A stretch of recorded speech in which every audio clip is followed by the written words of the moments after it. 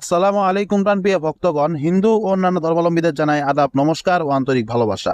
আশা করি আপনারা সকলেই ভালো আছেন। আমি তার জন্য একটি খুবই পাওয়ারফুল বশীকরণ মন্ত্র নিয়ে হাজির হয়েছি। এই মন্ত্রটির মাধ্যমে আপনারা আপনার যে পছন্দের রমণী আছে, যাকে আপনারা খুবই ভালোবাসেন, যাকে আপনারা মনে প্রাণে চান বা বিয়ে করতে চান বা তার আর দেহ ভোগ করতে চান, আপনারা এই মন্ত্রটির মাধ্যমে আপনার মনের আশা আকাঙ্ক্ষা পূরণ করতে পারবেন 100% গ্যারান্টি সহকারে। ইনশাল্লাহ আপনারা সকলেই জানেন, ইউটিউব চ্যানেলে যে ভিডিওগুলো দিয়ে থাকি বা যে মন্ত্র যে নকশাগুলো দিয়ে থাকি, যে ভিডিওগুলো দিয়ে থাকি, সেগুলোর নিয়ম কানুন সুন্দরভাবে বলে দিই। এবং কি যারা আমার কাছ থেকে অনুমতি নিয়ে কাজ করেছেন এখন পর্যন্ত, ইনশাল্লাহ সকলেই মোটামুটি কাজের ফলাফল পেয়েছেন, সফলতা পেয়েছেন। এই জন্যই আপনারা আমার কাছে আসেন এবং কি এই জন্যই আমি আপনাদের কাছে ভিডিও নিয়ে হাজির হই। তবে আগের মতো প্রতিদিন ভিডিও দেওয়ার সুযোগ পাই না, কারণ কাজে ব্যস্ত থাকি, কাজের কারণে সময় পাই না। তারপরেও ইনশাল্লাহ যখন সুযোগ সময় হয় আমি আপনাদের অবশ্যই স্মরণ করি, কেননা আপনারা আমাকে সবসময় স্মরণ করেন। তো প্রাণপ্রিয় ভক্তগণ, আজকে আমি যে মন্ত্রটি নিয়ে আপনাদের সামনে হাজির হয়েছি, বশীকরণ মন্ত্র, এই মন্ত্রটি একটু ভিন্ন ধরনের মন্ত্র। এই মন্ত্রটির মাধ্যমে কাজ করার নিয়মও একটু ভিন্ন ধরনের। তবে আপনারা যদি এই মন্ত্রটির মাধ্যমে কাজটি করতে পারেন একটু কষ্ট করে, তাহলে ইনশাল্লাহ আপনারা ফলাফল পাবেন। আপনারা সকলেই জানেন, কষ্ট করলে কেষ্ট মিলে। আপনারা কষ্ট করে এই মন্ত্রটির মাধ্যমে কাজ করবেন, তাহলে অবশ্যই আপনারা কাজের ফলাফলটি পাবেন। তো প্রাণপ্রিয় ভক্তগণ, আজকে আমি যে মন্ত্রটি নিয়ে হাজির হয়েছি আপনাদের সামনে, এই মন্ত্রটি আপনারা স্ক্রিনে দেখতে পারতেছেন। তো প্রাণপ্রিয় ভক্তগণ, এই মন্ত্রটির ভিতরে অমুক যে স্থান আছে, এই অমুক স্থানে আপনাদের যে নারীকে আপনি বশ করতে চাচ্ছেন তার নাম উল্লেখ করতে হবে। সর্বপ্রথম নামটি উল্লেখ করে আপনাদের এই মন্ত্রটি সিদ্ধ করতে হবে।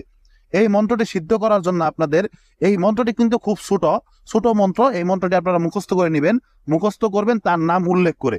মুখস্থ করার পর আপনারা যে কোনো একটি নিজ স্থানে যাবেন, উজু টজু করে পাক পবিত্র অবস্থায় যাবেন, যে স্থানে বসবেন সেই স্থানটাকে পাক পবিত্র করে নেবেন।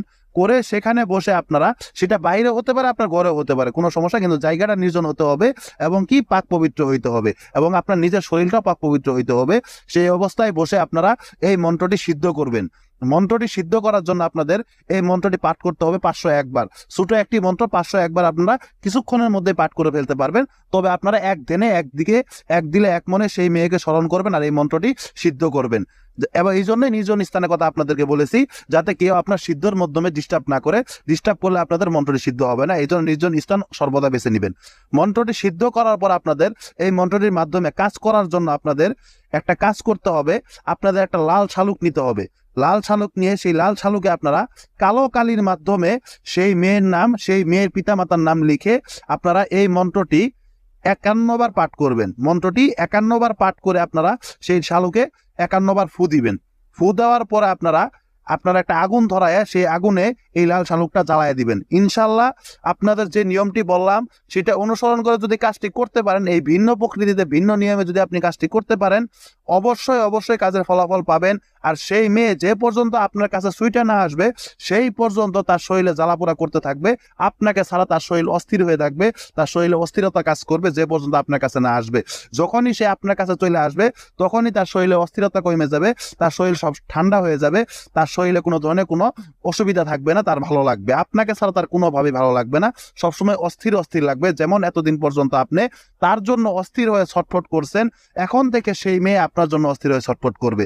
তো প্রাণপ্রিয় ভক্তগণ, কাজটি করার আগে অবশ্যই অবশ্যই আমার কাছ থেকে অনুমতি নিয়ে তারপরে কাজটি করবেন। এবং কি আপনাদের যে কোনো প্রয়োজনে যে কোনো সমস্যার জন্য ইনশাল্লাহ আমার সাথে যোগাযোগ করবেন।